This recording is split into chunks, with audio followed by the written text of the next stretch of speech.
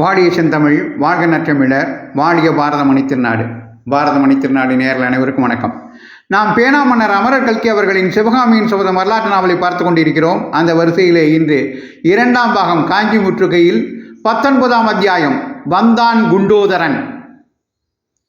படைகளின் முழக்கத்தை கேட்டதும் சற்று பின்னால் வந்து கொண்டிருந்த ஆயனரும் புத்தபிட்சுவும் வேகமாக நடந்து வண்டியை நெருங்கி வந்தார்கள். முன்னணி படை கண்ணுக்கு தெரிந்ததும் வண்டி சாலையில் ஒதுக்குப்புறமாக நின்றது. சிவகாமியும் அத்தையும் வண்டியிலிருந்து இறங்கி நின்று கொண்டார்கள். படை வரும் முழக்கம் அத்தையின் காதில் விழாதபடியால் மற்றவர்களைப் போல் அவளிடம் பரபரப்பு இல்லை. புத்தபிட்சு சாலை ஓரத்து மரத்தின் பின்னால் தெரிந்ததும் தெரியாதுமாக நின்று கொண்டார். அவர் ராஜவம்சத்தினரை கண்ணாலும் பார்ப்பதில்லை என்பது போன்ற விரதங்கள் கொண்டவர் என்பது தெரியும். ஆதலால் அவர் மறைந்து நிற்பது பற்றி மற்றவர்களுக்கு வியப்பு ஏற்படவில்லை. ஆனால் எல்லாருக்கும் மனம் ஒருவாறு கலக்கமடைந்துதான் இருந்தது. வருகிறது என்ன படை? எங்கே போகிறது? எதற்காக? தெற்கே இருந்து வருகிறபடியால் அது வாதாபி படையல்ல என்பது நிச்சயம். பின்ன யாருடைய படை? காஞ்சியிலிருந்து கிளம்பி வருகிற வழியில் நம் பிரயாணிகள் பெரும்பாலும் யுத்த போக்கை பற்றியும் யுத்த முடிவு என்ன ஆகும் என்பதை பற்றியும் பேசி கொண்டு வந்தார்கள். யுத்தத்தை நினைவூட்டும் காட்சிகளே எங்கெங்கும் தோன்றி வந்தன. சாலையில் ஜன நடமாட்டம் அதிகமாயிருந்தது. எல்லோரும் தெற்கு நோக்கி போகிறவர்களாகவே இருந்தார்கள். அநேகமாக அவர்கள் அனைவரும் காஞ்சி நகரில் இருந்தும் காஞ்சிக்கு சுற்றிலும் உள்ள கிராமங்களில் இருந்தும் யுத்த நிலைமையை முன்னிட்டு புறப்பட்டவர்கள். அப்படி புறப்பட்டு வந்தவர்களிலே ஸ்திரீகள், குழந்தைகள், வயோதிகர்கள், ஆண்டி பரதேசிகள், கூனர், குருடர், கபாலிகர் முதலியோர் அதிகமாக காணப்பட்டார்கள். முக்கியமாக கபாலிகர்கள் வழியெல்லாம் பல்லவ ராஜகுலத்தை சபித்து கொண்டு போனார்கள். காஞ்சி நகரில் கள்ளுக்கடைகளை மூடி தங்களை நகரை விட்டு துரத்திய குமார சக்கரவர்த்தியின் பேரில் அவர்கள் தங்களுடைய சாபங்களுக்குள்ளே மிக கடுமையான சாபங்களை பொழிந்து கொண்டு போனார்கள். நாரதமர்களுக்குள்ளே அதமனான மாமல்ல நரசிம்மன் என்னும் சண்டாளனை ரணபத்திர காளிக்கு பலி கொடுத்து தாங்கள் மதுபானம் செய்யும் மாட்டுக்கொம்பிலே அவனுடைய இரத்தத்தை ஏந்தி குடித்து தங்களுடைய பயங்கரமான மரண தாகத்தை தணித்து கொள்ளப் போவதாக அவர்களிலே பலர் உரத்த சப்தம் போட்டு சபதம் செய்தார்கள். இன்னும் சிலர் மாமல்ல நரசிம்மனையும் தளபதி பரஞ்சோதியையும் சேர்த்து கட்டி மயான ருத்ரனுக்கு பிரீதியாக உயிரோடு கொளுத்தி அவளுடைய எலும்பு சாம்பலை தங்கள் உடம்பெல்லாம் பூசிக்கொண்டு உஷ்ணம் தணிய போவதாக சபதம் செய்தார்கள். இந்த சாபங்கள் சபதங்கள் எல்லாம் பிராகிருத பாஷையிலும் வேறு கலப்பு மொழிகளிலும் செய்யப்பட்டதானது அந்த கபாலிகர்கள் வடதேசத்திலிருந்தும் மேற்கு பிராந்தியத்திலிருந்தும் வந்தவர்கள் என்பதை தெரியப்படுத்தியது. சிவகாமிக்கு ஆங்காங்கு வண்டியில் பிரயாணம் செய்தபடியாலும் அவளுடைய உள்ளம் வேறு உலகங்களில் சஞ்சரித்து கொண்டிருந்தபடியாலும் அவளுடைய காதில் அந்த பயங்கர சாபங்கள் ஒன்றும் விழவில்லை. ஆனால் ஆயனருடைய காதில் அவை எல்லாம் கர்ண கடூரமாக விழுந்தன. அவற்றை கேட்க சகிக்காமல் அவர் காதை பொத்தி கொண்டார். புத்தபிட்சுவின் செவிகளுக்கு மட்டும் அந்த சாபங்கள் எவ்வித அருவருப்பையும் அளித்ததாக தெரியவில்லை. அதற்கு மாறாக அவருடைய முகத்தின் கடூரத்தை இன்னும் கடூரமாக்கி கொண்டு சில சமயம் புன்னகை தோன்றியது. பிட்சு ஒரு தடவை கபாலிகர் கூட்டத்தில் புகுந்து பேசி கொண்டிருந்து விட்டு வெளிவந்து ஆயனரை அணுகியதும், ஆயனரே, எப்போதாவது நான் புத்த சமயத்தை துறந்து சைவனாகும் பட்சத்தில் கபாலிகத்திலேயே சேர்வேன் என்றார். இதை கேட்டு ஆச்சரியமடைந்த ஆயனார், சுவாமி, அத்தகைய எண்ணம் தங்களுக்கு ஏன் வர வேண்டும்? புத்த சமயத்தின் மீது தங்களுக்கு என்ன கோபம்? யுத்தங்களினால் ஏற்படும் சங்கடங்களையும் துன்பங்களையும் பார்க்க பார்க்க புத்த பகவான் காட்டிய அகிம்சா மார்க்கமே உத்தமமான மார்க்கம் என்றல்லவா எனக்கே இப்போது தோன்றி வருகிறது என்றார்.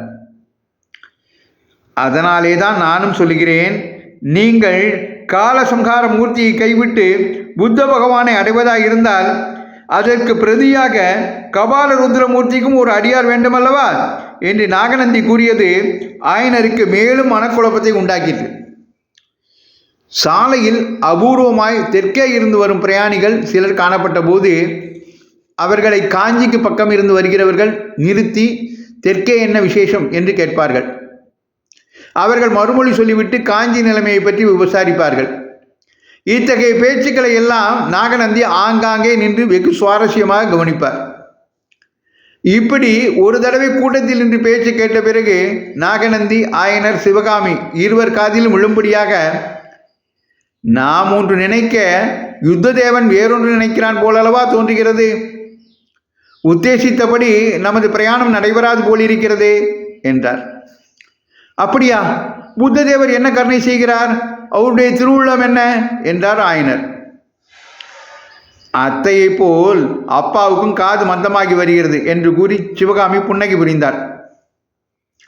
அந்த நகைச்சுவையை அனுபவித்த நாகநந்தி செவிடருடன் பேசுவது போன்ற உரத்த குரலில், ஆயனரே, நான் புத்ததேவரை சொல்லவில்லை, யுத்ததேவனை சொல்கிறேன் என்றார்.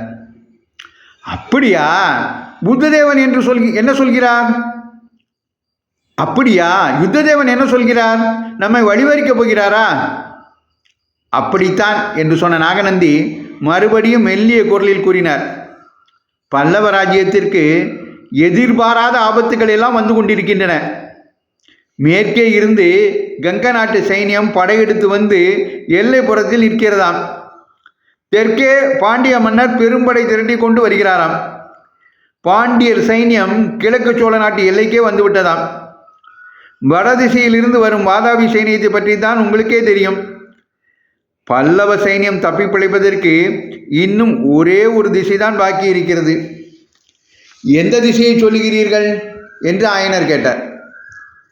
கிழக்கு திசையை தான் சொல்கிறேன். கிழக்கே சமுத்திரராஜனிடம் வேணுமானால் மகேந்திர பல்லவர் அடைக்கலம் புகலாம். சமுத்திரத்திலே விழுந்து சாகலாம் என்கிறீர்களா?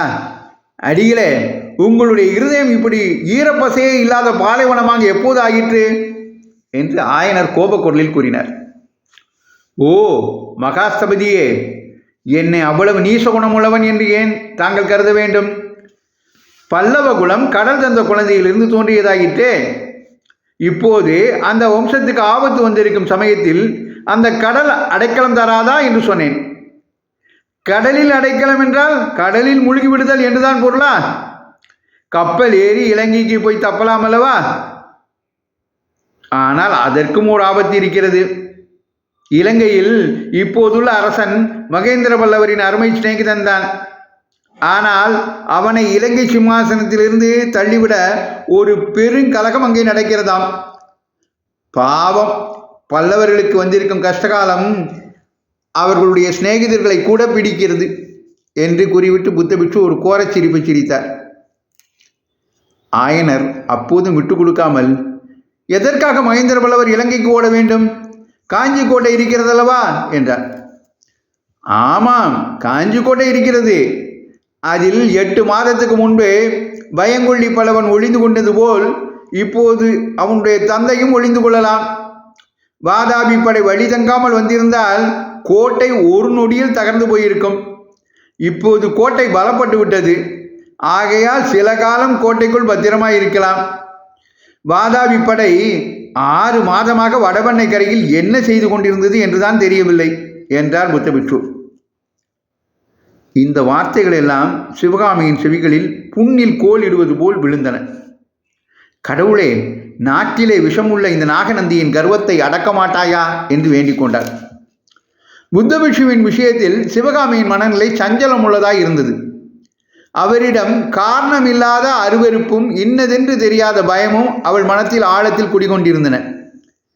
மாமல்லரை பற்றி அவர் கூறிய செய்திகளை கேட்டபின் அவரிடம் அவளுடைய அருவருப்பு அதிகமாயிற்று.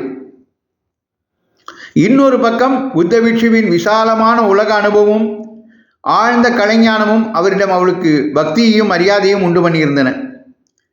மேலும் தூர தூர தேசங்களெல்லாம் சென்று அங்கங்கே மகா சபைகளில் நாட்டியமாடி வரதகண்டத்தின் ஒப்பற்ற நடனராணி என்ற பெயரும் புகழும் பெறுவது பற்றி பிட்சு அடிக்கடி கூறி அவளுடைய உள்ளத்தில் திக்விஜய பகற்கனவுகளை உண்டு பண்ணியிருந்தார். அதெல்லாம் அவருடைய உதவியினாலே தான் சாத்தியமாகக்கூடும் என்பதும், உலகம் அறியாத சாதுவான தன் தந்தையினால் ஆகாது என்பதும் அவளுக்கு தெரிந்திருந்தன. எனவே புத்த பிட்சுவிடம் தன் மனதில் குடிகொண்டிருந்த அருவருப்பை போக்கிக் கொண்டு அவரிடம் சிநேக பாவத்தை வளர்த்து கொள்ள வேண்டும் என்று அவள் முடிவு செய்திருந்தாள். ஆனாலும் புத்த பிட்சு பல்லவ குலத்தை பற்றியும் மாமல்லரை பற்றியும் அடிக்கடி கூறிய வசைமொழிகள் அவளுடைய சிநேக முயற்சிக்கு குறுக்கே நின்று அருவருப்பை வளர்த்து வந்தன. வாதாபி படை வடபெண்ணை கரையில் 6 மாதமாக இருந்தது பற்றி புத்த பிட்சு குறிப்பிட்டதும் சிவகாமி ஆத்திரமான குரலில், சுவாமி, வடபெண்ணைக்கு போய் வாதாபி படைகளை நீங்களே கையை பிடித்து அழைத்து கொண்டு வந்து விடுவீர்கள் போலிருக்கிறதே, பல்லவ குலத்தின் மேல் உங்களுக்கு என்ன அவ்வளவு கோபம் என்று கேட்டார். பிட்சு சாந்தமான குரலில், பல்லவ குலத்தின் மேல் எனக்கு என்னத்திற்கம்மா கோபம்? அவளுடைய கையாலாகத்தனத்தினால் இப்போது நாம் நினைத்து வந்தபடி பிரயாணம் செய்ய முடியாமல் இருக்கிறதே என்றுதான் வருத்தமாய் இருக்கிறது. சிதம்பரத்துக்கு போய் அங்கிருந்து கீழே சோழ நாட்டு ஸ்தலங்களை தரிசனம் செய்து கொண்டு நாகப்பட்டினத்தில் நடக்கப் போகும் மகா புத்த சங்கத்துக்கு உங்களை அழைத்து போகவாக சொன்னேன் அல்லவா? இப்போது பாண்டிய சைன்யம் கீழே சோழ நாட்டின் படையெடுத்து வருவதாக தெரிகிறது. இப்படிப்பட்ட சமயத்தில் நாம் சோழ நாட்டுக்கு போவது உசிதமா என்றுதான் நான் யோசிக்கிறேன் என்று கூறினார். பின்னே நாம் என்னதான் செய்யலாம் என்று நீங்கள் நினைக்கிறீர்கள் என்று ஆயனர் கேட்டார். கெடில நதிக்கரையில் ஒரு அமைதியான இடம் இருக்கிறது. தங்களுடைய சிற்ப வேலைகளை நடத்துவதற்கும் அங்கே நிறைய வசதி உண்டு. குன்றுகளும் பாறைகளும் ஏராளமாக இருக்கின்றன. இந்த யுத்த குழப்பமெல்லாம் முடியும் வரையில் நீங்கள் அங்கே இருக்கலாம் என்று நினைக்கிறேன் என்றார் பிட்சு. பிட்சுவிடம் வர வர சந்தேகம் அதிகம் கொண்டு வந்த ஆயனார், போக போக பார்த்து கொள்ளலாம் சுவாமி என்றார். இப்படியெல்லாம் அவர்களுக்குள் 2 தினங்களாக சம்பாஷணை நடந்திருந்தபடியால் எதிரே படை வரும் சப்தம் கேட்டதும், ஒருவேளை படையெடுத்து வரும் பாண்டிய சைனியம்தானோ அது என்று ஆயனரும் சிவகாமியும் அயுற்றார்கள். ஆனால் முன்னணியில் பறந்த கொடியில் ரிஷபத்தை பார்த்ததும் பல்லவர் படை என்று எல்லாருக்கும் தெரிந்துவிட்டது. படை வீரர்கள் எழுப்பிய கோஷங்கள் அதை உறுதிப்படுத்தின. வாதாபி ஒழிக, புலிகேசிக்கு நாசம், துர்விநீதனுக்கு துர்மரணம் என்னும் கோஷங்களையும், காஞ்சி வாழ்க, மகேந்திர பல்லவர் வாழ்க, மாமல்லரின் வீரத்தோள் வெல்க என்னும் முழக்கங்களையும் மாற்றி மாற்றி அந்த வீரர்கள் எழுப்பிக் கொண்டு கம்பீரமாக நடந்தார்கள். இந்த குரல் ஒலிகளுக்கு இடையிடையே பேரிகை முதலிய யுத்த வாத்தியங்கள் 8 திக்கும் எதிரொலிக்கும்படி ஆர்த்தன. மேற்படி கோஷங்கள் எழுந்தபோது மரத்தின் பின்னால் மறைந்திருந்த நாகநந்தியடிகளின் முகத்தை யாரும் பார்க்கவில்லை. பார்த்திருந்தால் படமெடுத்து ஆடும் நாகசர்ப்பத்தின் தீட்சண்யமான கண்களிலிருந்து தீப்பொறி கிளம்புவது போல் அவருடைய கண்களிலிருந்தும் பொறி கிளம்பி கொண்டிருப்பதை கவனித்திருக்கலாம். படை சின்ன படைதான். 40-50 குதிரைகளும் 2000 காலாட்களும் இருக்கலாம். எனவே அரை நாழிகைக்குள் நமது பிரயாணிகள் நின்றிருந்த இடத்தை தாண்டி படை சென்று விட்டது. சற்று முன் கலகலப்பாக இருந்த சாலையில் நிசப்தம் குடிகொண்டது. பெரிய நகரத்திலிருந்து திடீரென்று நிர்மானுஷ்யமான காட்டுக்குள் வந்துவிட்டது போல் தோன்றியது. படை வீரர்கள் எழுப்பிய கோஷங்களில் மாமல்லர் வாழ்க, மாமல்லரின் வீரத்தோள் வெல்க என்னும் கோஷங்கள் சிவகாமியின் உள்ளத்தில் பெரும் கிளர்ச்சியை உண்டு பண்ணியிருந்தன. மாமல்லர் பயங்கொள்ளியாய் இருந்தால் பல்லவ வீரர்கள் அவரை பற்றி இம்மாதிரி வீர கோஷங்களை சொல்வார்களா? ஆயனரே, போகலாமா? அசோகபுரம் இன்னும் 1 நாழிகை தூரம் இருக்கிறது என்று நாகநந்தியின் குரல் கேட்டது. ஆகா, போகலாமே. சிவகாமி, வண்டியில் ஏறிக்கொள், அத்தையும் ஏறச் சொல் என்றார் ஆயனர். சிவகாமி வண்டியில் ஏறாமலே, அப்பா, இந்த படை வீரர்கள் எங்கே போகிறார்கள் என்று கேட்டார். எனக்கு தெரியவில்லை அம்மா. பார்த்தால் யுத்தத்துக்கு போகும் படையாகத்தான் தோன்றுகிறது. அந்த வீரர்கள் செய்த யுத்த கோஷங்களை கேட்டபோது எனக்கு கூட கல்லுளியை போட்டுவிட்டு கத்தியை எடுத்துக்கொள்ள வேண்டும் என்று தோன்றியது. எதற்காக இப்படி பயந்து ஊரை விட்டு ஓடுகிறோம் என்று வெட்கமாயிருக்கிறது என்றார் ஆயனர். ஆயனரே, இத்தகைய சஞ்சலம் உமக்கு எப்போது வந்தது? சற்று முன்னால் அகிம்சா மூர்த்தியான புத்த பகவானிடம் உமது அபார பக்தியை தெரிவித்துக் கொண்டீரே என்றார் புத்த பிட்சு. அந்த சமயத்தில் சாலையில் படை மறைந்த திக்கிலிருந்து ஒரு தனி குதிரை வரும் சப்தம் டக் டக் டக் டக் என்று கேட்டது. வர வர அது சமீபத்து வந்தது. வருகிறது யார் என்று தெரிந்து கொள்வதில் அவர்கள் எல்லோருக்குமே ஆவல் இருந்தபடியால் நின்ற இடத்திலேயே நின்றார்கள்.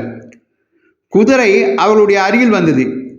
குதிரையின் மேல் இருந்தது இன்னார் என்று தெரிய வந்தபோது ஆயனருக்கும் சிவகாமிக்கும் உண்டான வியப்புக்கு அளவே இல்லை. ஏனெனில் குதிரை மேல் இருந்தவன் அவளுடைய ஆரண்ய வீட்டிற்கு பரஞ்சோதி வந்த தினத்தில் அவரிடம் சொல்லிக் கொள்ளாமலே மாயமாய் மறைந்த குண்டோதரன் தான். குருவே, நான் என்ன தவறு செய்தேன்? என்னை இப்படி அனாதையாக கைவிட்டு விட்டு சொல்லாமல் புறப்பட்டு வந்து விட்டீர்களே என்று அலறினான் குண்டோதரன். இத்துடன் வந்தான் குண்டோதரன் என்ற இந்த அத்தியாயத்தை நிறைவு செய்கிறார் பேனா மன்னர் அமரர் கல்கி அவர்கள். தொடர்ந்து அமரர் கல்கி அவர்களின் சிவகாமியின் சபதம் வரலாற்று நாவலை கேட்டு மகிழ பாரதமணி திருநாடு சேனலை பின்தொடருங்கள் என்று உங்களை அன்போடு கேட்டுக்கொண்டு விடைபெறுகிறேன். ஆர்வமுள்ள பிறருக்கும் பகிருங்கள் என்று கேட்டுக்கொள்கிறேன். நன்றி, வணக்கம், ஜெய்ஹிந்த்.